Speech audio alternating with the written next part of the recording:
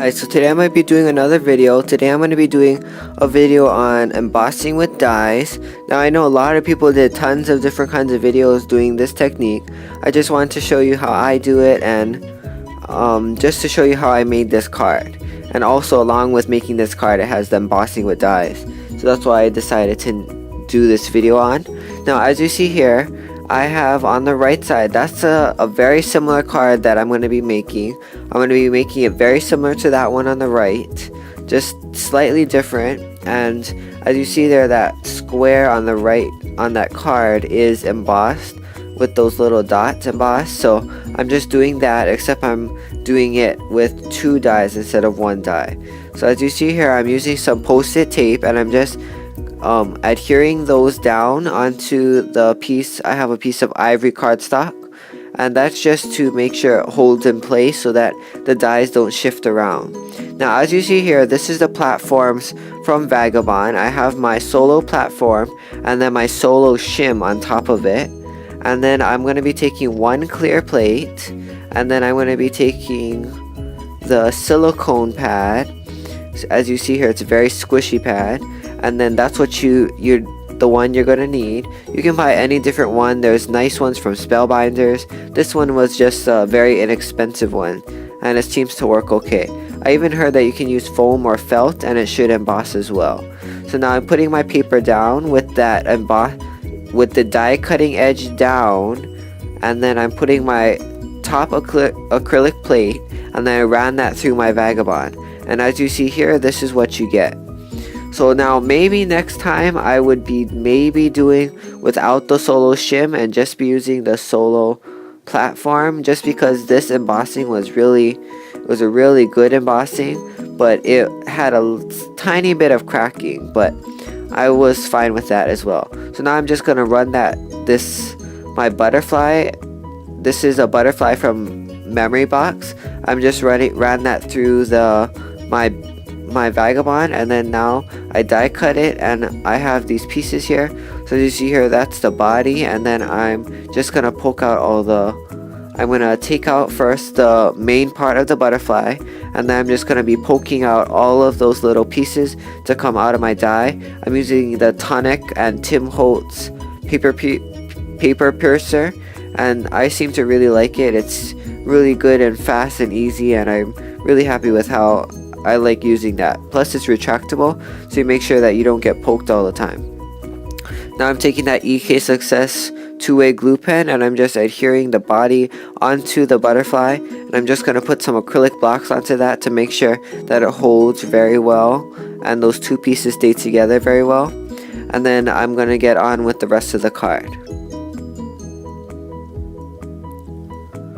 So now as you see there, I waited a minute or 2 just to have that to dry, and I'm taking that mini glue dot, or actually I believe it's the micro glue dot from the Glue Dot brand, and I'm just adhering that. Now I'm doing it in the opposite direction just so that it looks a little bit different from that yellow card.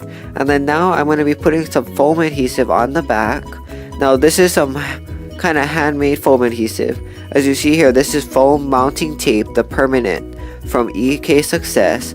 And what I did is I just went ahead and took part of the roll, and then I just started to cut it up. And as you see here, I'm just adhering it down like I would with a regular foam adhesive, and this way it's a little bit cheaper, and I also have the quickness of it by already pre-cutting it. I just had just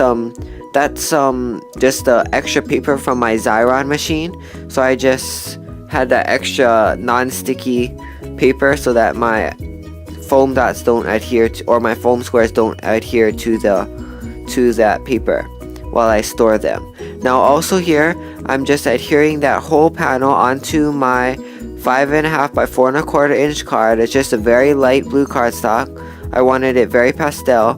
Now what I decided, I forgot about it almost, was that on that yellow card, it's very, very subtle, but I took this background herringbone stamp from Hero Arts, and it's called the tweed background stamp from Hero Arts, but it's a herringbone pattern.